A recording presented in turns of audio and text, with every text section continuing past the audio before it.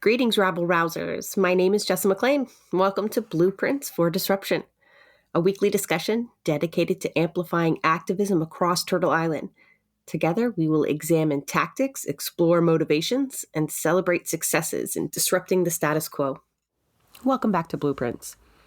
Election after election, we have been faced with dismal voter turnout numbers. When we get the results we don't like, with a government we don't like, many of us often blame those who don't vote on these results. But I don't think that's particularly useful, nor do I think it's true.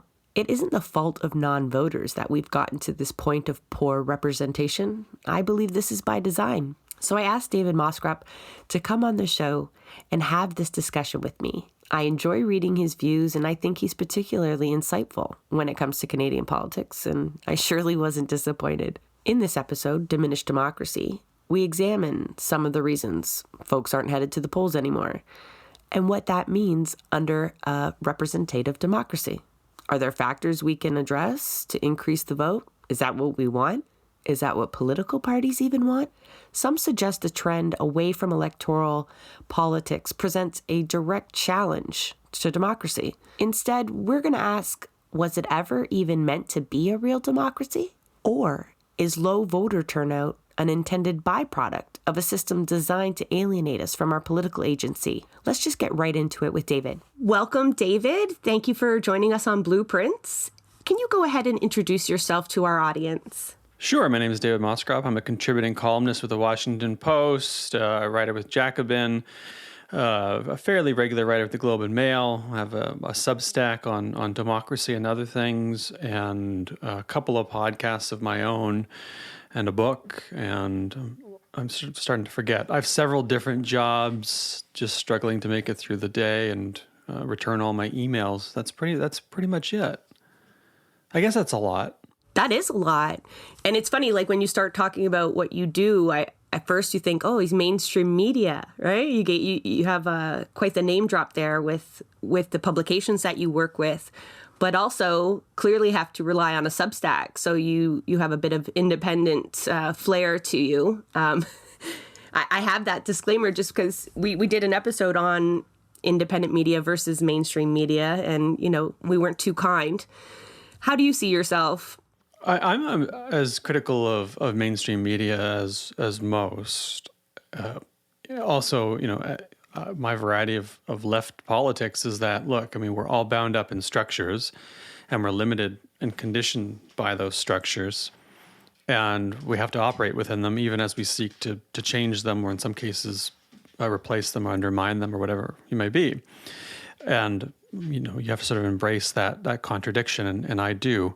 But I also do it deliberately because I like being in the mainstream, and I like bringing ideas to the mainstream that otherwise might not be there. And I like being able to shape the conversation in ways that I might not be able to shape it from the outside. And I don't think there's any one way to do left politics, but I do think that's a useful part of it. And I've been able to sneak in some perspectives into these places. I say sneak, but there's nothing nefarious about it. They knew what they were getting into, so did I. That otherwise wouldn't be there. And I, flatter myself to think maybe I've changed a few minds too. That said, I spend a lot of time with independent media too, boosting them, writing for them, talking with those folks. And it's made a big difference for me. I appreciate your takes. I would say, I'll be honest, I mostly follow you on Twitter. And I'm shocked when I see that you do also write for these main publications, not because any personal take, it shocks me they would employ someone with such views on democracy. Not that you're anti-democratic, but you do challenge the concept and the idea that we're living in a democracy and its validity of sorts. And that's something I want to kind of explore today through our discussion of low voter turnout and what it means for our quote-unquote democracy. Just to give people a little background, when we say low voter turnout, it's not all horrible. When we look federally, Canadian politics, the voter turnout is comparable to the U.S. There's been a steady decline, but we see ebbs and flows based on interest in the election, and obviously COVID played a part, but generally we're supposed to be happy around 68, 70%. Do you think that's a sufficient number? No, I don't. And in part because, in a single member plurality system, what we use federally called, best known as first past the post, that's not just, I've got a pup behind me, just for listeners, who is the sweetest dog you'll ever meet. Her name is Sam, but she gets a little bit naughty when she gets anxious or when I'm not paying attention to her. So you may hear her acting out, but that's just part of it. So, in first past the post, you get, say, 60% will form a majority government you'll get a majority government with a 60% turnout. 39% of those folks voted for the governing party, who then turns around and exercises the full, barely mitigated power, not fully unchecked, but barely mitigated power of the federal government with, 1 in 5 voters or something like that. And you'll get the vast majority of folks either stayed home and didn't vote for them or expressly showed up and voted for someone else. And the risk there is, well, you get a government that doesn't reflect the will of the people. And we can get into the question of, well, would it change if everybody turned out? Or what do you do about people who stay home? Haven't they just abrogated their duties? Haven't they just said, well, I don't care? I don't think that's true, but we can get into that. But then the question you have to ask yourself is, well, are you okay if only 1 in 5 people have expressly given consent to be governed by the governing party? And then, of course, that's the high number. It gets even lower than that when you start saying, look at the Ontario election, and we're talking, 43% turnout, so on and so forth. So I think it's deeply problematic because ultimately it just isn't representative of the preferences of the population. And they do a lot with these so-called mandates, right? Especially under a majority government. What David described there earlier, we tend to call a false majority. So they have the majority of the power, and especially federally, that essentially sits with the prime minister. Not even his caucus holds that much power. If we look at the provincial election and what Doug Ford claims to be doing with his mandate from even fewer voters, you're right, that starts to be a huge problem because it's used to justify sweeping changes as though we supported it. That even leaves out the fact that half the stuff they do isn't a part of their campaign. So they, in fact, don't have mandates for it. But you mentioned provincial. I want to go even a little bit closer to home. We had recent municipal elections across Canada, not all provinces, but here in Ontario, BC, we did. And those figures are, I think, the most worrisome for me. I guess they're most recent, but also we did an episode on just how critical municipal politics are in our lives, both how they impact our daily lives far more sometimes than provincial or federal, and they hold potential for a lot more changes on the left. It's supposed to be a more accessible level of politics, but the participation level is dismal. If we look at Toronto, and I know the mayoral race there was kind of a write-off. Everybody knew who was going to win. But that was 28% this year. And I'm having trouble explaining that to people, how bad that is. That's under 30%. That's less than a third of people that are eligible to vote. So we can get into the fact that a lot of people aren't even eligible to vote, but are still beholden to the same rules that will apply from these elected officials. In my riding, in my area, 17%. And so when they're this low, and we can get into the factors, and we will, why people don't vote, I start to question the legitimacy of the system. I guess it also matters, we should examine who is doing the voting, right? So is it the same people walking away? Is it still an even mix of our population going to the polls so it could still be argued as representative? We've now just allotted 30% of us to vote for our delegates who then represent. It's such a disjointed representation at this point. But if we look at who's doing the voting, I think it also becomes a bit of a problem. And that links into the barriers of voting as well. It's a huge problem, and it's the counterpoint to people who say, well, low turnout isn't a problem, because if everybody turned out, you would get the same outcome. You just get a greater number of voters, so it doesn't matter. So they're effectively saying, well, look, what you're actually getting is a random sampling of the population. It's low, but it's enough, and so it doesn't matter. That's demonstrably untrue. So point one is that's just not true.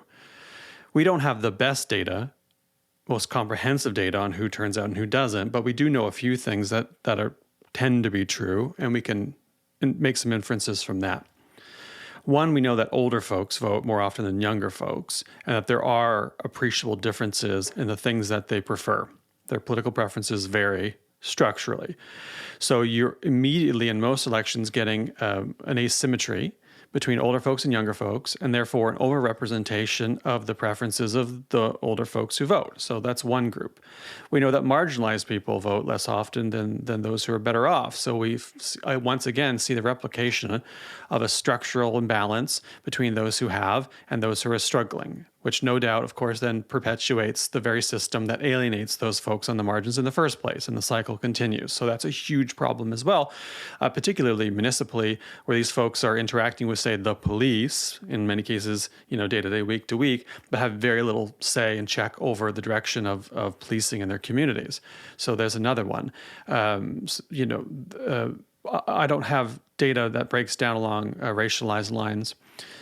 So I don't know, but that could be a group to explore as well. But then, of course, you mentioned the folks who can't vote at all, which is residents who aren't citizens, and others who ought to have the right to vote. I've been saying this for years. We should lower the barrier to vote so that folks who live in these communities have a vote there, because as you mentioned, they are bound by the rules. The decisions that are made in municipalities, provincial provinces, and the federal government impact them significantly. In many cases, probably more than folks who are citizens, right? So they ought to have that right to vote. So you see immediately that there are different interests, different structural turnouts, and therefore, if everybody turned out and if we expanded the voting base, you would presumably get different outcomes. It's difficult to measure that, though, right? We can always look to the massive amount of people who aren't voting and know from what we know that they are likely more marginalized, right? Because we know education and income play a key role in who votes more. But there's really no telling how they will vote. But I agree with you, David. I think the results would be greatly different taking these things into account, because let's just talk about the barriers a little bit, because I think it helps explain who's voting and why. Definitely, if you look at Elections Canada, they'll break it down by age and gender, which is binary on their website. So let's just start with, obviously that's a problem. There's really not a huge difference between men and women. I think it's like 3% generally, almost in all of the age groups. They tend to follow the same trends as well, from election to election and through the ages. But certainly it increases with age until you get to 75, the 75 and over group, and it just drops. That tells you there's definitely barriers in place, right? But as we get older, we generally have more money, some of us, and free time.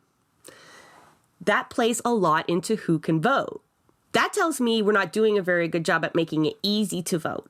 So if we let rich people with a lot of free time, which means they don't have a lot of perhaps stressors in their life, things that, need to be addressed through politics. It's funny that the people that are most seemingly indifferent to politics are the ones that are actually voting in it. Education, though, I think I was really interested when I read the difference in education, because one would think people understand politics more. They're more educated, so they vote. They understand its value. But that's not true. The studies show that the political understanding wasn't any greater with graduates. So more people are voting, even though they still don't understand the politics in front of them. Something is still compelling them to get to the ballot, but it's not an understanding of the system. That kind of puzzles me. Do you have any explanation for that? I think they understand enough to recognize that their class interests are being represented in the mainstream by competitive political parties and competitive candidates, right?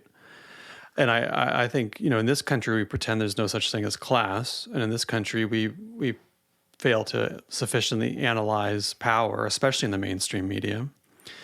And we fail to discuss class, especially in the mainstream media. It's two of the things I try to bring to my work and to the mainstream. And if you look at class and power, I think it explains turnout, that those who see their preferences and their priorities represented in mainstream political discourse turn out because they're incentivized to turn out. And those who don't say, well, why should I waste my time? This has nothing to do with me.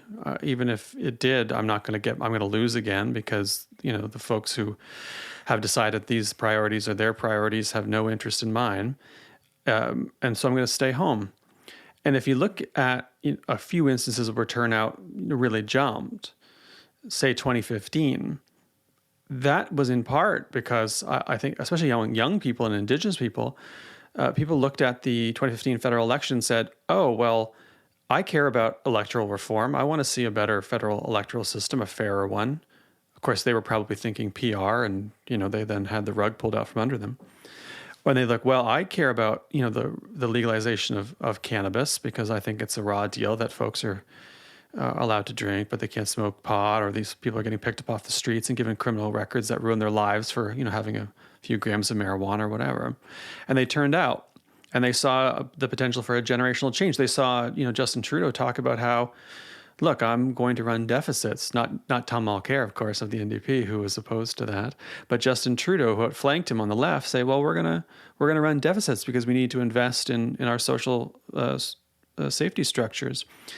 And folks turned out, and that was, I think, a good indication that people will turn out if they feel like their issues are being addressed. But structurally, they're not. Of course, turnout then goes down when politicians like Trudeau win, and then, of course, under-deliver or bait and switch. But for the moment, they felt like they had an opportunity. And, we did get cannabis, as imperfect as that was, for instance, on pardons, but we did get it. So, I do fundamentally think it's a class problem. And it does also, this explanation pushes back against the sort of folks, the common wisdom folks, especially online, will say, well, if you don't vote, you don't get to complain, or, you folks are just too lazy and that's why they didn't vote, as if this was a moral failing on the individual, not a structural failing of the political system. We get a lot of that. If you didn't vote, you can't complain. And when the voter turnouts come out, usually the day after, there is a huge onus put on the folks that didn't get to the ballot. Let's talk a little bit about then, we keep teasing it, other reasons perhaps people don't go to the ballot, not because they're not educated or wealthy and they don't have the time, because people are still turning in, but there are barriers, right? COVID, I think, was a big barrier for a lot of people, and we did see a sharp drop off. But looking back historically, so 2021, we had 59% of people vote in the federal election here in Canada. In 2008, the vote was lower. We were at 58.8. So they're comparable. There was no COVID. There was Harper. That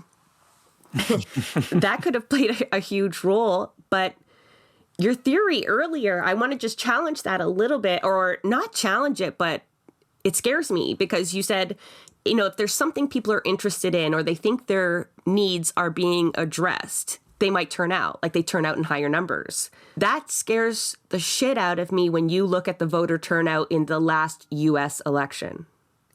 It was significantly higher than it normally was. So just to give the audience an idea, in 2016, there was a 54% voter turnout. Now that's of people of voting age, not eligible. Not necessarily eligible, but of voting age. And in 2020, it went from 54% to 62%. And that might not sound a lot, but when you're looking at historical numbers of voting and considering we are still in a pandemic, that is significant. That means a lot of people, now did they turn out because their needs were being met, or were they fearful? So I'm struggling with this, David. You can see me. Because on one hand, it's like, were they driven out to, support Trump or support Biden? There wasn't a lot to support Biden on for me. It was more of a don't let Trump win. And it scares me that the idea of fear would drive people to the polls more than hope. But then again, they've trampled our hope a little bit, right? Over and over again. We can thank Obama for that, I think. I think there's a couple of things going on there, and I think you're right. I mean, I do think one of them is there was a sense of existential anxiety around the state and future of American democracy. And so people said, well, I'd better turn out because, one of these guys might be a boring corporate Democrat, but the other was an authoritarian and probably a fascist and wants to end democracy. And so we better get our asses out because the stakes are high. And I think there's probably a lot of that. There was probably some substantive issue-based turnout too. I'm as critical of Joe Biden as anybody, but there was a lot of hope around his union politics at the time. That's sort of been a mixed bag since he's won. But if you look at what he's done at the National Labor Relations Board, there's some indications that he does take it seriously, at least. You might agree or disagree with the Buy American plan, but that was an attempt to try to bolster, in the old-fashioned, Canada Council sense for those in Canada, sort of domestic industry. So there was hope. And I remember talking to folks. I was covering this for the Frederick Ebert Stiftung, and I talked to a bunch of labor folks at the time who were fairly excited. And so there was some hope there, especially contrasted with Trump. And then, of course, there was some hope around his climate plan, informed as it was by the Sunshine folks. So there was some of that. But I do think a lot of it was just deep anxiety around the existential threat that Trump posed to democracy. It'll be very fascinating to see what happens in 2024, whether or not they can keep that turnout. I have a feeling that they can't. I have a sense that it will go back down, especially if it's someone like DeSantis who's running. And so that will be short-lived.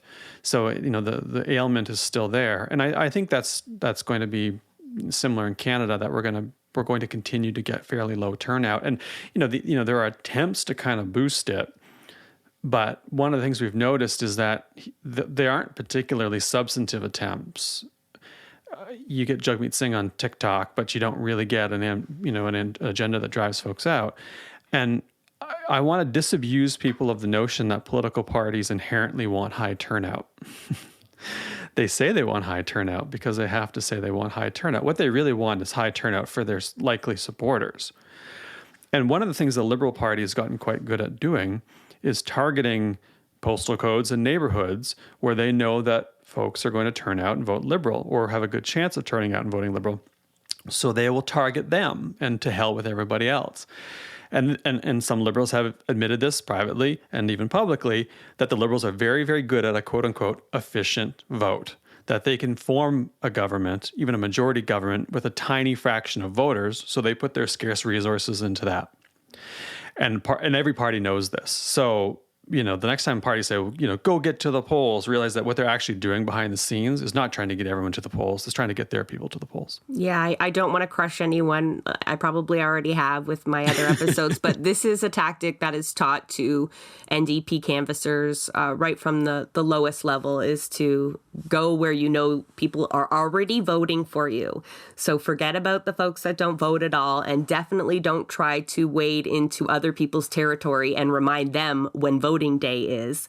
100%, David, it is a bit of a farce. And I actually find it ironic that, and I don't challenge this on your theory, because I do believe people think they were saving U.S. democracy, and there is no doubt Trump would have been a blight on whatever we do call a democracy.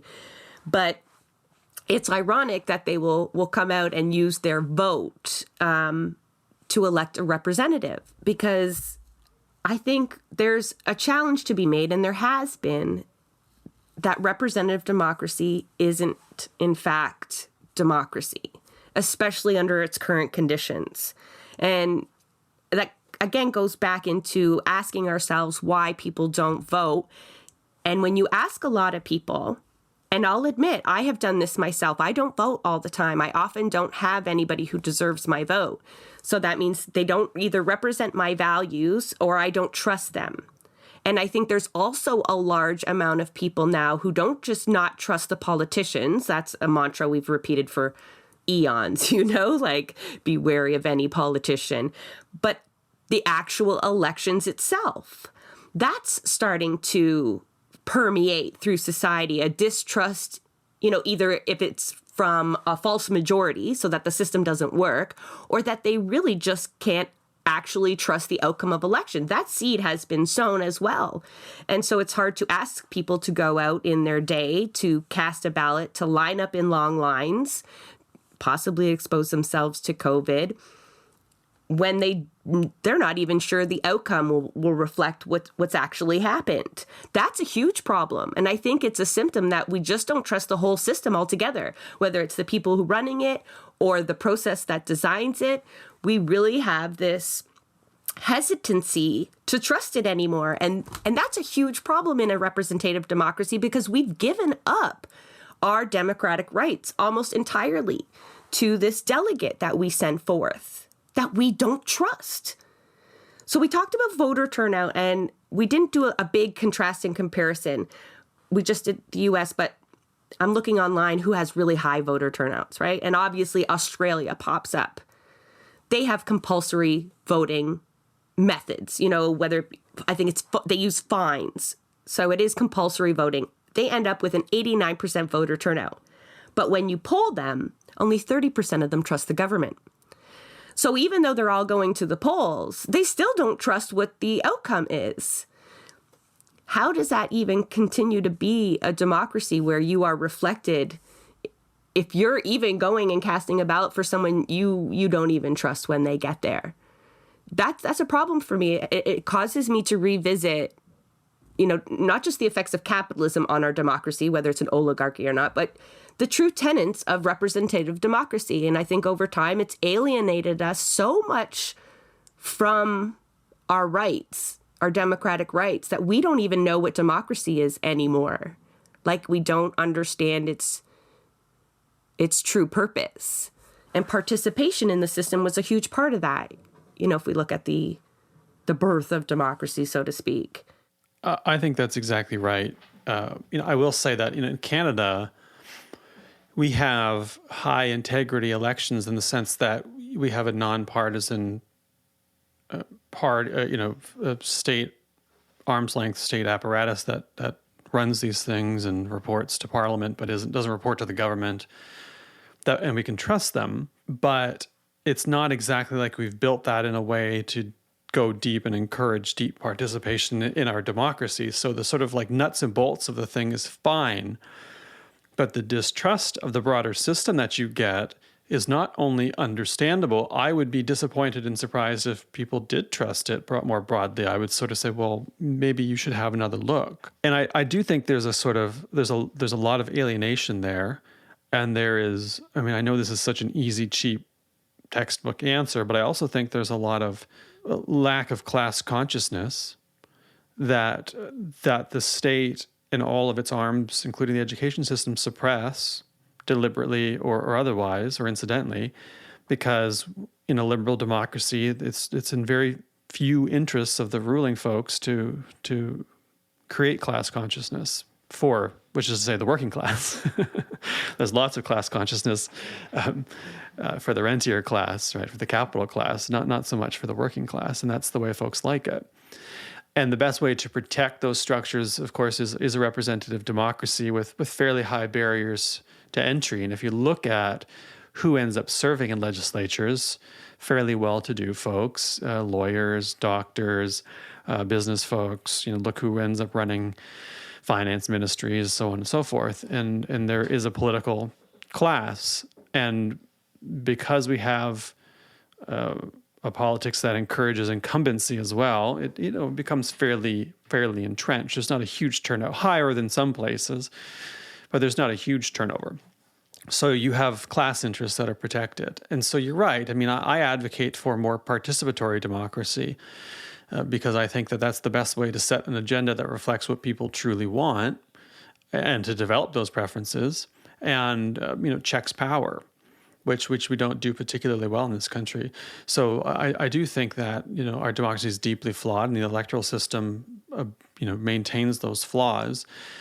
There are better ways to do it. And I'll close on this point for this section.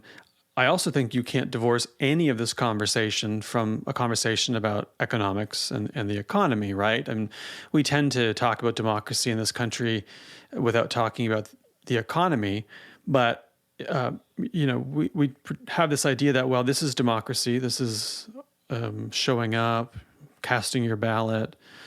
And that's business over there, and home finance is a different thing. But of course, having the time, the capacity, the resources to be political is an economics issue, right? It's fundamentally a material issue. And so part of the struggle is making sure that people have their material needs met so that they can be citizens, so that they can be residents, so that they can participate in the political system. Because if you can't exercise the right, you don't have that right. And we have all of these negative rights. We have all of these rights to participate. But then, of course, we turn around and folks don't have the capacity to do that, the resources to do that. So effectively, they don't have those rights. And political parties are, again, a huge part of the problem and a huge part of why trust is low, because every 4 years they come around and ask for your vote. 5 years, maybe 3 years, 2.5 years lately. God help us. But then they just sort of disappear, right? And they don't care. So there is a sort of structural alienation, both economically and substantively, around democratic institutions, because it's in the interests of folks who are well off to keep it that way. And it's pretty deeply disconcerting, right? And I feel it too. I should say this. I was excited to vote in the Ottawa municipal election. I turned out to vote for Catherine McKenney. I was excited to vote for Catherine. I was an active supporter, in the sense that I was out boosting online Catherine McKenney. I was talking to folks about Catherine McKenney, and I genuinely was like, I am actually psyched to go and do this. And I tried to think to myself, when was the last time I felt like that? I've been voting since I was 18. I was like, oh, it was never. Right. I mean, when it comes to politics, I know in this country more than average, because it's my job. I've been in it I've been doing it for more than 20 years now, more than 20 years now. Started in high school. I've been excited about a candidate once. Like, what does that tell you? That's troubling, because I'm trying to think of when I was excited to vote, and like even when I got to vote for myself twice, I wasn't all that excited. I mean, the novelty wore off by the second time. Like, checking your own name has a certain, I don't know, thrill to it, I suppose. Even though I never saw myself as a politician, I still hate politicians, but it wasn't exciting. I knew I was going to lose. So that wasn't, I drew no hope from my vote ever. I've never voted for a winner. I'm just trying to, no, never. I've never, ever, ever voted for a winner. And I've really disengaged on electoral politics of late. And I hold a little bit of shame in that, I think, because, I'm a political science student. I have worked in politics for quite a while, and I've driven it into people many, many times over how important your vote is, but I don't buy that anymore. And I want to go back and revisit a bunch of your points. And we got to go back to participatory politics. You mentioned that as something that's critical, and if I don't, you better remind me, because I'd like to explore that more, because it is the alternative to what we're talking about. But let's go back to who we elect and why. We tend to elect very wealthy people, very similar images, shall we say. A lot of that stems from capitalism and its preference for wealthy people, and the meritocracy that it's instilled in us, in some of us, that, if you're successful, you are rich, you are wearing a suit, you have properties, plural. That means you know what you're doing, and you can go make decisions on my behalf. But there's two ways to look at representation, right? But that are not necessarily realized in politics, right? A representative of a certain set of the population can either be the best of amongst them, but that's problematic. Who decides what is best? Capitalism, again, like I've said, decides the rich is best, and we know they are not making decisions in our best interest. Or we could look at representative democracy and our representative as being a true reflection of the population they're representing. That isn't happening. I mean, there'll be a few exceptions. We've definitely seen people trying to challenge that, grassroots efforts trying to upend that. But the money that is involved in politics and running a campaign, plus the mindset of people who have a certain view of success, leaders, it's really led to the same old delegates. But, spoiler, that's by design. That was by design right from the get-go. If we go way back to Robespierre and in France, there was a certain task they had at hand, and they did not want to give this decision to the masses. They were not confident the masses would decide what to do. And so they decided that a certain level-headed sect of the population would be sent forth to make these prudent decisions on our behalf. And we can go to the United States with James Madison.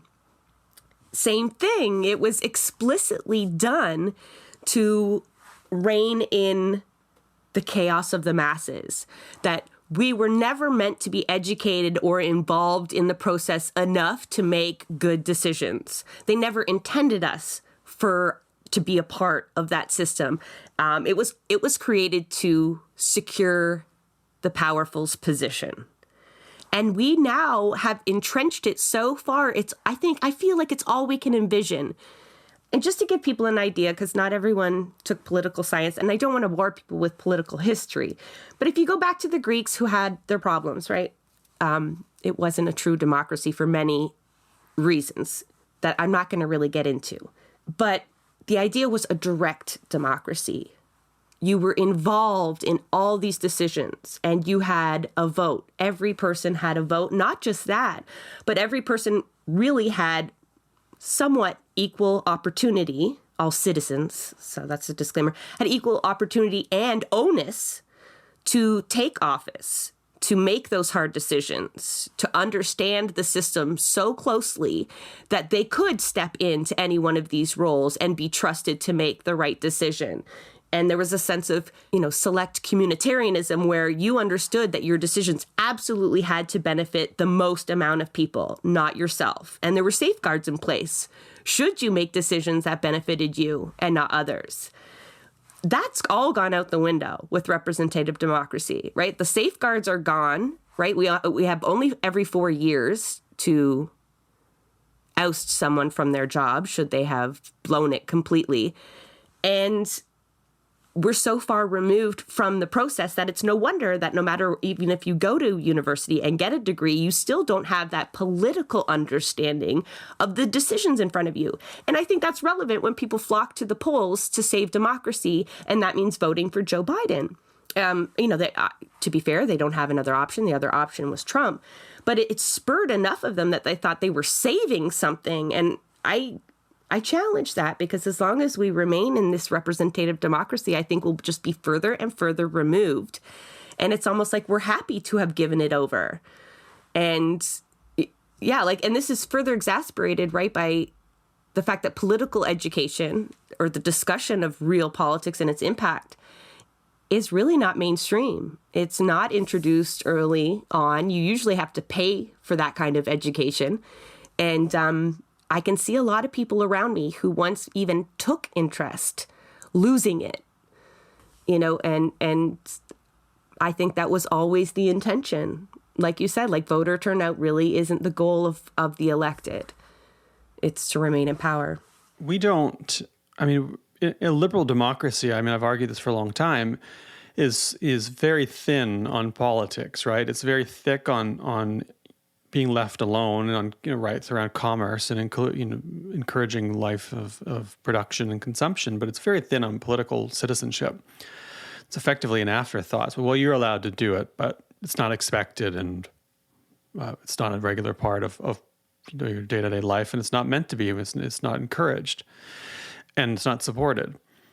And so the Greek model is so alien to us because it was, as you mentioned, communitarian. We don't really have that. And in fact, it used to incidentally be a bit of a Tory, right-wing value, but sort of, contemporary conservatism has gone a different way. And so we don't have that. And there are moments where folks do try to foster something more like that. I just finished writing a piece on co-leadership and talked a little bit about the Green Party federally. Now, the Green Party has its problems. They are well documented. They are numerous. But a couple of campaigns are running co-leadership style. Now, that's a phenomenon that exists around the world. It's not super common, but exists in Scotland and Wales and Belgium and Germany, New Zealand. It's typical to Green parties, but not exclusive to them. And it's built on this idea, incidentally rooted in Republican Rome, who had dual consuls for quite a long time, and other offices. We're going to have two folks, and they're going to exercise equal power, and they're going to check one another, and they're going to introduce some friction to the system, and they're going to slow down, and they're going to make it consensus-based and a little more thoughtful, and they're not going to have this sort of ego-driven centralization. And some Green parties, including the one here, will go so far as to talk about spokespersons. Quebec Solidaire does this as well in Quebec, rather than leaders. And so the folks who turn up to lead the party are actually the spokespeople of the party, not the leaders in the sense that you think of a leader in the Liberals or the NDP or the Conservatives. So they would challenge you on that assertion, right, though? They would say they're representing their members and they are just speaking for the values of their members. Of course, filtered through them, right? It's filtered, much in the way that, Robespierre, for the time that he kept his head, embodied the will of the French people, right? I mean, this is how people are always willing to come along and say that they embody the good of the nation. Louis XIV was sort of very famous for this. So incidentally was Louis XVI. We saw how that ended for him. I mean, at some point, people do have enough with this. Hopefully it doesn't... it doesn't always end as drastically as the French Revolution, but there are points at which people have had enough and say so. But there are attempts to push back against this, but they are few and far between, and they're alien to us because, again, we just fundamentally aren't accustomed to it. And the thing I keep arguing and pushing is a more participatory system in which citizens are able to agenda set, check power, and get the things that they want. But that's to some extent, insofar as we're going to need to have parties, assuming we do, we could have that debate too. The parties need to want to go all in on democracy, but again, they haven't. I just finished reading Matt Fodder's book on the NDP in the last 20 years of the party, sort of from Leighton to Singh. And one of the points he makes is that, look, the NDP, quote unquote, professionalized in those years, which incidentally meant moving towards the center and investing more and more power in the leader's office and in the consulting class and so on. That all came at the expense of grassroots party democracy. Incidentally, look what it got them. Nothing, right? Fourth place in the legislature. They've got to deal with the Liberals, but that was... I'm not super convinced that the Liberals weren't going to do a lot of that stuff anyway, and the party happened to be in a position where they could get it. But, if that's what you're relying on, hoping you're going to end up in third or fourth place with the seats that the Liberals need is not a good party strategy long term. So, is it really, really worth it to have sold out the grassroots to get this? And of course, the answer is no. It's absurd. But this is what parties do. The Liberals did it as well. When Justin Trudeau came along, you could vote for Trudeau as a Liberal, quote unquote, supporter. You didn't need to buy a membership. You didn't need to take part in the party. They got your data and they got your vote. But again, that is not meaningful engagement in any way. That's not grassroots democracy. That's American Idol. Call in, pay your $2.99. In this case, you didn't have to pay. Cast your vote, and then go back to the show. It's not democracy at all. It's a reality program, and this is what we've done. And so, again, to echo your point, it's the parties don't have an interest typically in the grassroots because they want to control the show. And that's true of the broader liberal democracy. Our institutions don't have an interest in participatory democracy because elites want to run the show, and they don't want the friction that comes with involving day-to-day folks in governance. My pushback against that, in the elite's own interest, is what do you think happens in the long run? Nothing good. Nothing good. And it might manifest in ways such as the trucker occupation, which I would never defend, but it might manifest in ways like that. It might manifest in the ways of a righteous strike that we're going to see in Ontario of workers who are getting absolutely screwed and abused by the Ford government. It might manifest in deep apathy and the sort of disintegration of democratic institutions to the point where they don't even exist anymore and the state kind of withers away. It might end up in revolution as it has in the past. We don't really know. But none of those are outcomes we should want. We should want that grassroots participatory democracy to drive a more healthy, agonistic democracy, because you want friction, but ultimately in a sort of productive way. But you either do it now the hard way or later the really hard way. And so people like me are going out there saying, you should do it the hard way now, because doing it the harder way later is so much worse. But of course, elites don't buy that. They're like, no, we got this, don't worry. Just like we had Brexit, right? Those kinds of reassurances, I don't think people are buying anymore, because our lives are just crumbling, right? Like with the cost of living going up and just the state that folks are living in. I do think not a violent revolution is wanted, but I do want a political revolution. I think there's just so much about the system that we have created. It's so entrenched. The power is so solidified and concentrated that it has to be built from scratch. I mean, that's where I'm at now. I think a lot of that had to do with my involvement with the NDP and the disillusionment that happens once you see how these so-called people's parties work, because they don't. And I kind of get a little cautious around the co-leadership. Like, if properly applied, I understand that.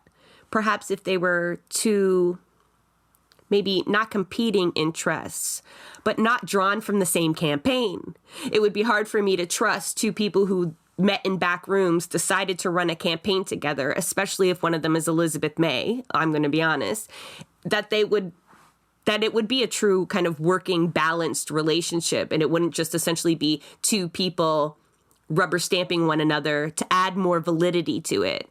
I also take that kind of stand with the framing of people as a spokesperson rather than a leader.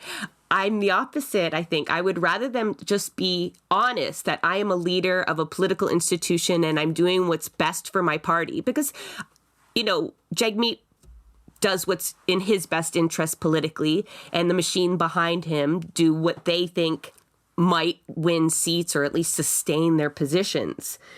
But it's not in our best interest still.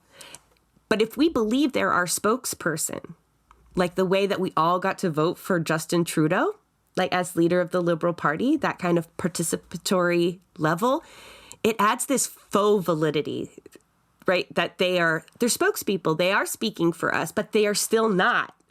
They are still not. None of the other things that push them to the forefront have been removed. So meaning I don't trust them, right? It would still require them to make backroom deals. It still required them to spend a lot of money to get where they are. There's still the same people making those decisions, likely putting the wrong people in power. And now they've just kind of sold themselves as the people's representative when none of them are. I want to go back to the participatory democracy and ideas around that. A lot of people, I think, when we talk about putting direct democracy into the system that we have, it's typically in the form of a referendum. I think that's what people most understand, that you get to go and decide yes or no on a very specific item, not just like, hey, Joe, you go make my decisions for 4 years. Here's how I feel about now the problem. Everyone's like, that sounds like a great idea. I think a lot of people, like, it costs money and we can, like, I'm sure there's opponents. But in theory, it sounds really great. A lot of countries do have referendums included in their general elections. So not only are you choosing the person, but there is evidence to where the population sits on a whole bunch of issues. So you don't just get a blank mandate. You have to at least challenge the polls. You can still go against them. You can still do what only 10% of people wanted, but that's a little bit more politically dangerous. However, the tyranny of the majority still exists. And if we come back to the understanding that a lot of people still are not politically aware, we have problems. And I think the one thing that is thrown at me the most when I slam representative democracy and push for a more direct form, which I think has to come through socialism, side note, Prop 8 is used as an example. Now, that was in California. It was, I'm going to get my details kind of probably hazy, but the end result was hatred won. The vote was put to the people on gay marriage, which is just same-sex marriage. And that result was very poor. And so then that, people who use that example turn around and say, well, perhaps we do need more level-headed people in power making decisions like this that abide by the Charter, the Constitution, or the spirit of the Constitution.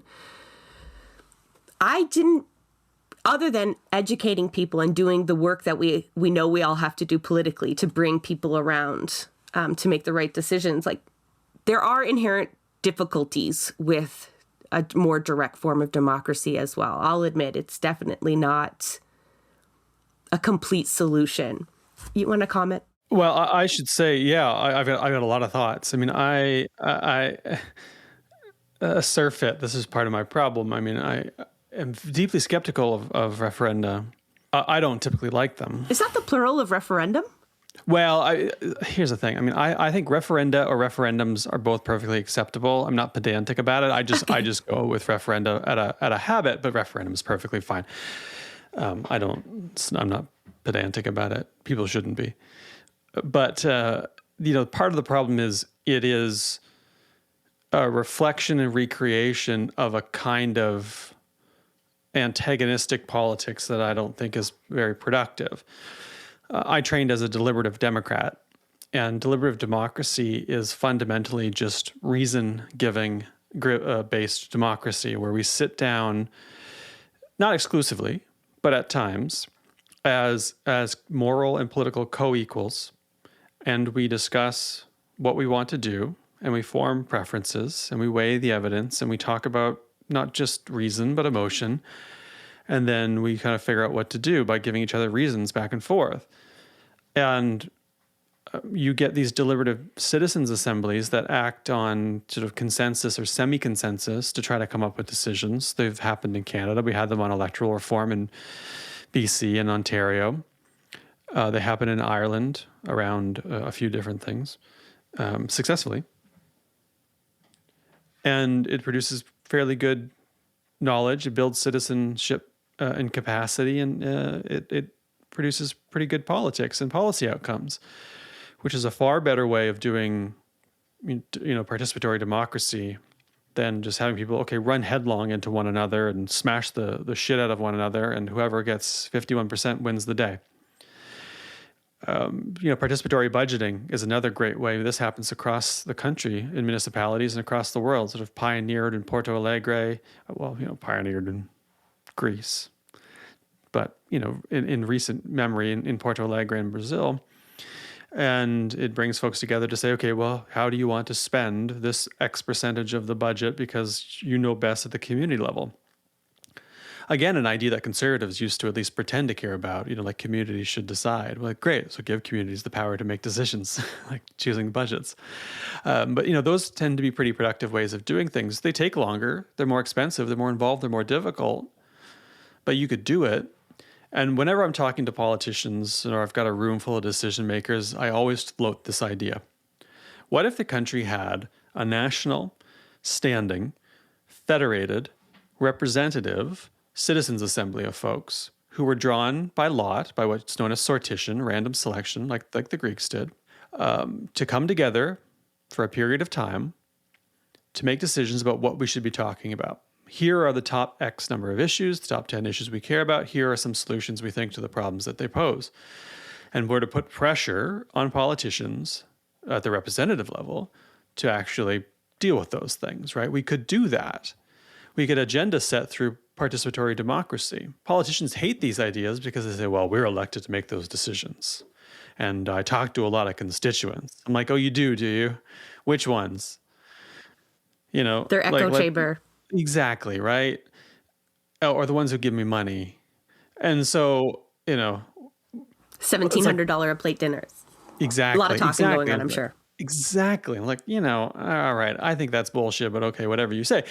But, these things are extraordinary. And one of the great things about it is, contrary to what some people think about me, and this is my own fault because of the way I wrote my book and what it was called, but I do not think people are incapable of practicing self-government. I don't think that people are inherently, lack the capacity to participate in politics. I think people inherently have the capacity to know what's good for them.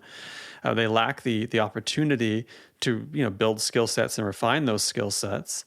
We know from political science research, a great seminal paper called Beyond SES, Social Economic Status. It was a resource model of political participation. Basically, it's like people need to have the opportunity to build these skill sets, and they need to have the materials to exercise them. But when you give people the opportunity, they show up and they do a good job across the board. And so we need to have a sort of less patronizing, more inclusive politics that then brings everyone together. Now, we could do this, but no one seems to like the idea in the political mainstream because it would challenge the power of the parties and the representatives who don't want that friction. But I would like to introduce that friction. I just want it to be in a sort of productive way, which is what you get with the deliberative model, rather than a fairly destructive way, which is what you tend to get with referendums. But I will say this in closing. That said, I think a healthy democratic polity doesn't just deliberate. It doesn't just have courts. It doesn't just have representation. It has, civil society movements. It has protests. It has civil disobedience. It has all of these points of friction that balance power in a pluralist society so that no one, not the courts, not the politicians, not the citizens' assemblies, certainly not the market, has a disproportionate or unreasonable amount of power. And right now, part of the problem is that power has pooled. It's the reason I'm a market socialist, and someday I'll come back and we can have the market socialism debate. But part of the reason I'm a market socialist in the sort of Nordic model is that I think it's a fairly good way of balancing power. I'm nervous at sort of state socialism to some extent because of again, the distribution of power. But so, that's just by way of getting at the principle of what you ultimately want is that democratic powers and capacities and decision-making opportunities are distributed in a decentralized way among the population. That would solve a lot of our problems. I love that idea. A few points, like still to do that, accessibility and time and energy still play into that, right? So if that were to be done, certainly there'd have to be steps taken to make sure it was as accessible as possible and that people were not burdened by attending these, because that's still the same problem that's disjointing politics today. But we have the tools to make that happen. Certainly we have the money to make that happen. I like that idea because although a lot of people out there, might be in conversations with their neighbors and absolutely horrified, or they read the letters to the editor and they see that the viewpoints that are out there, even though, we should know better by this point. And so I think there is a healthy fear, especially after generations and generations and generations of meritocracy and individualism and unchecked hatred and bigotry that have gone on, that there is a fear of giving power to the masses or what the outcomes of these deliberations would be or the viewpoints that would be raised. But I think it's necessary. I think it's necessary because when you immerse yourself with other people's opinions, and like David said, not just hear the facts, because those can be manipulated so many ways. I could have given you the statistics I gave you earlier in so many different ways to make our point. But the emotions and the lived experience that you get from hearing the impacts different policies might have on your neighbor, your neighbor's family, though that's important. And I think we often when we're talking about political education, we think of schools. We still go, oh, it's the government's job, right? So if we only taught politics in school, or if unions, if they would just educate their workers a little better, they'd all be leftists, right? If they would just understand the value of unions and the evils of the market, they would stop voting in the way that they do. But that doesn't come from the way that we're doing it. It has to come through genuine discussions. You have to come to these realizations yourself. And the only way to undo the impacts of this structural imbalance of power that we've had, I think, is to get to each other on that one-on-one level, to feel like we are masters of our own fate, but also that we owe our community something. And if we don't immerse ourselves in our community in that way, or, have those hard discussions and maybe live through bad decisions, at least it adds validity to it. And people start to trust it and engage with it more. Because for so long, it goes against everything we've been taught, right, David? Don't talk about politics, money, or religion. Probably a slew of other things the powerful people don't want us talking about. But in reality, we should have been talking about all those things from the get-go, openly, as often as possible. I know there's some people that live in families that never talk about politics. Like, I can't relate at all, right? That's just not my upbringing. It's I'm a bit of a political junkie by birth.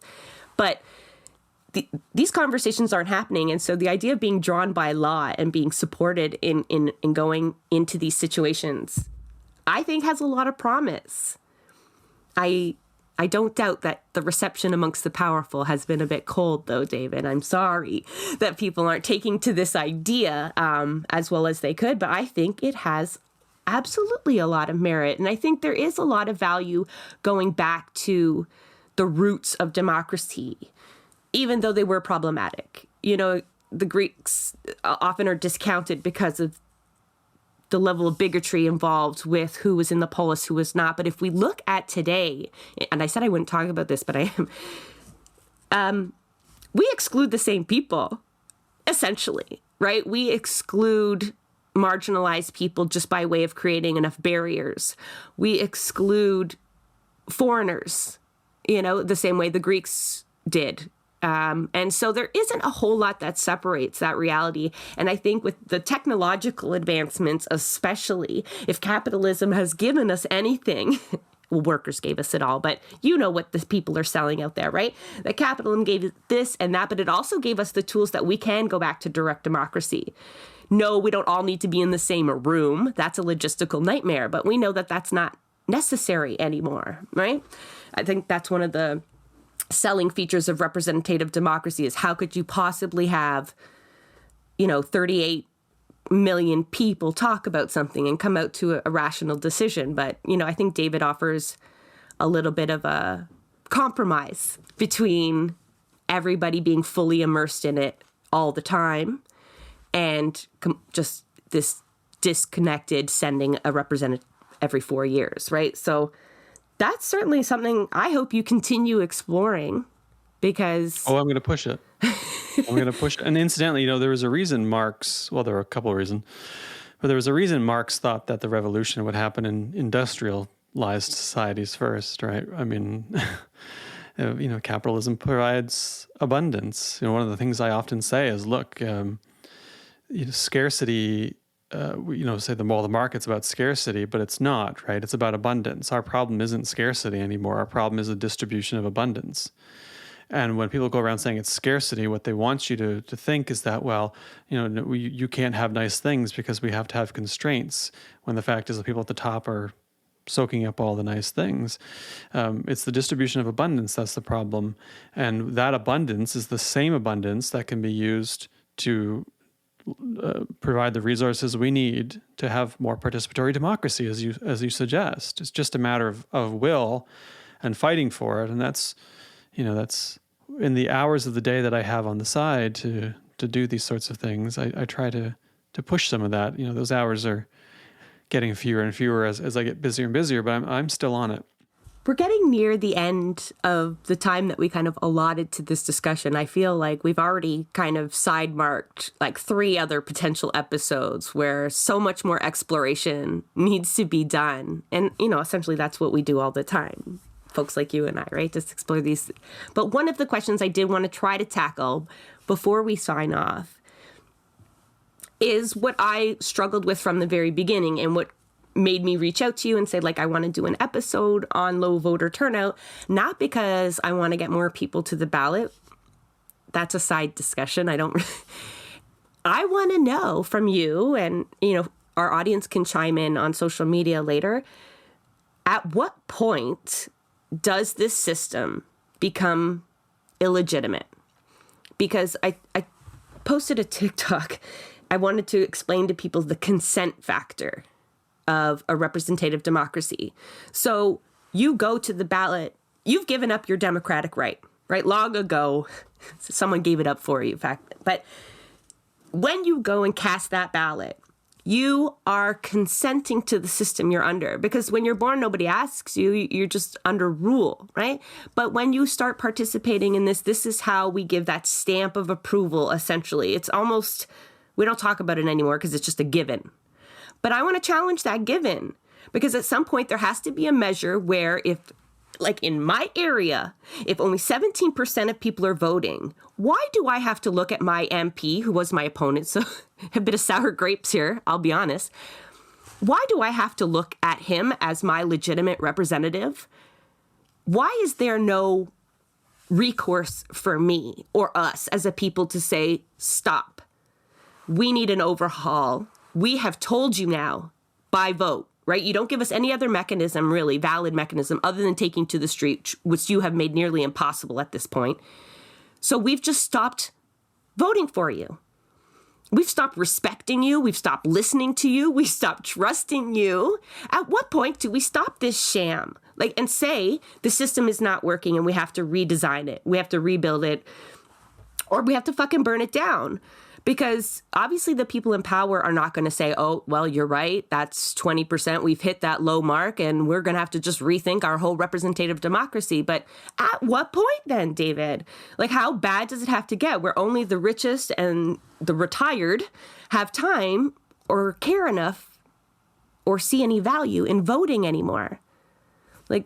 Do we just keep going and going until what? Until we get those choices that you say you don't want?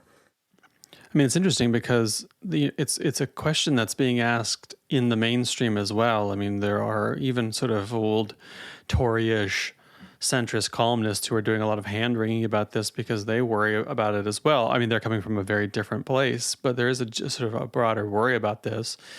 The fact is, the system will continue to be formally, and I stress this, formally legitimate as long as these things are run within the rules. One person could turn out, cast a ballot, and that would be as long as they did it fairly, right? Exactly. There was no cops at the polls. That was a fair and free election. Exactly. And that's the bar. But that's obviously a very low bar. We could talk about sort of moral legitimacy and say, okay, well, if you've got 80% of people who would prefer someone else, or who at the very least didn't actively support the person who wins, then we've got a real serious moral legitimacy problem. We need to do something about that. And so I would say we're there already. We're at that point already. And so that's the conversation we need to have about structural reformation to try to change a bunch of different things. And then the second part is, the way the system works is that once a party has formed government with the confidence of the House, it continues to exercise its authority as long as it maintains the confidence of the House, unless it hits the constitutional requirement for an election every X years, depending on the Constitution we're talking about, 5 years federally. Now, we might say, well, okay, that sounds... And so people like me will say, well, that's how it works. And then we'll say, asterisk, that's sort of premise on the idea that members of parliament would have the spines and the capacity to say, this leader in this party doesn't work anymore. We're actually going to switch to someone else or force a general election. But they don't do that anymore. So the system is broken on its own terms because the party, MPs have become functionaries of the party. Opposition MPs have more interest in, trying to wait it out till they're in a better position rather than tanking a government that might not be performing well or might not be representing folks well. And so that's cynical as well. It's a little bit more rambunctious in other countries, Australia, for instance, and obviously the United Kingdom. We've seen what happens. Although deeply problematic in the United Kingdom, they went through 3 prime ministers with no election when clearly they needed a general election. But they were able to maintain the government because the Conservatives maintained the confidence of the House, and that's the parliamentary system working. But a lot of folks looked at it and said, well, that's just absurd, though, because it's clearly not working, and people are suffering. So, that's where we need to have a serious rethink about not just the rules, but norms that underwrite the system that are, again, kind of rotten. And that's a big conversation that we can hopefully get into someday. My dog she's been such a well-behaved little pup. Now she's giving me the shakes. But we can have that conversation someday, because we do need to have a look at both the formal rules and norms, because something's got to give. Because I think we're already at the point where we look at the system and say, this isn't working. And it's not getting better. It's actually getting worse. So we need to fix it now, because if we just leave it, it's going to be even more of a disaster than it already is. Well, I'm glad to hear you think, we're at a bit of a tipping point. Because I'll be honest, I'm really cautious or skeptical perhaps, of the efforts to just simply increase voter turnout, right? We see that putting it online does have an impact. Social media campaigns on how to vote make an impact. Going door to door and driving out the vote in a more effective, big organizing way does have an impact on voter turnout. Better representation, people that look and sound like us. But if they're still going to walk into the same system that I take issue with, that we've gone over, then I think that's just adding another layer of false legitimacy and prolonging the time that we will actually get to somewhere that is a true democracy. That it's just the same way the Tories are staying in power in the UK, right? It's just they're using that system to legitimize their power when it's anything but.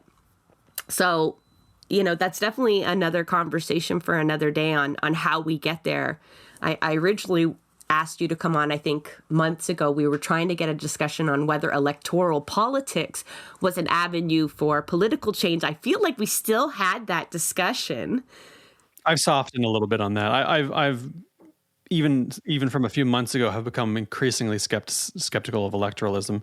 But that's we can get into that someday too. I know. You were supposed to be my opponent, I think, in a debate of sorts. But I started reading your tweets thinking, I'm going to smoke this guy with his own tweets, because he doesn't seem to be buying his argument anymore at all, or at least the argument you were going to be pegged to represent there. But I really appreciate this conversation, David, and I hope the audience does as well and starts to kind of explore how they feel about democracy, because there is a large portion of people on the left still very committed to our form of government, mostly centrists, that still look at this as very valid, something to save. We just need to drive more voters out, maybe educate them a little more politically, but it just doesn't solve much of the problems that we've raised during this discussion at all. So it was a conversation worth having, and I think we've turned it around from, whoa, look at these voter turnouts, they're awful. But this is the first time I looked at them in a way where it was promising that they were low, because although I know a lot of economic and other factors play into people not getting to the polls, I want to believe a large portion of people are disillusioned, rightfully disillusioned, and, like you say, are at the point where they are questioning the legitimacy of liberal democracy. So if this does nothing but, continue that conversation, as well as the ones that you generate through your great work, then I believe we're on a path. But it is going to take some considerable effort, right, to kind of open this can of worms properly, to have a genuine challenge of what we have long considered a healthy democracy, right? One to even spread around the world and brag about, when in fact I think we've similarly destroyed it here in our conversation. Sorry. There's more work to do then. There's just more work to do. Yeah. And I'm glad you're willing to do it. I'm willing to do it. And, audience, if you're listening, we're hoping that you're also ready to do it. That is the impetus of this show, is to get you folks to look at different methods of disruption, to understand the structures of power that we're within, and, just to challenge it in any shape or form, because sitting it alone is really not doing us very good at all. David, do you have any parting words on democracy before we sign off? I'll just close on this. Democracy is a practice. That's fundamentally what it is. It's a practice. And it's a practice that takes resources. And we can't divorce the idea of democracy from its practice, and we can't divorce the idea of democracy from the material resources that are required to make citizens full participants in self-government. And the more we can talk about that, the better. And we will. Thank you, David. Fantastic. My pleasure. Like in all things that we do, there is a team behind Blueprints of Disruption. I want to give a big thank you to our producers, Santiago Hello Quintero and Jay Woodruff. Our show is also made possible by the support of our listeners. So if you appreciate our content and would like to become a patron, please visit us at www.patreon.com/BP of Disruption. So if you know of any work that should be amplified or want to provide feedback of our show, please reach out to us on Twitter at BP of Disruption.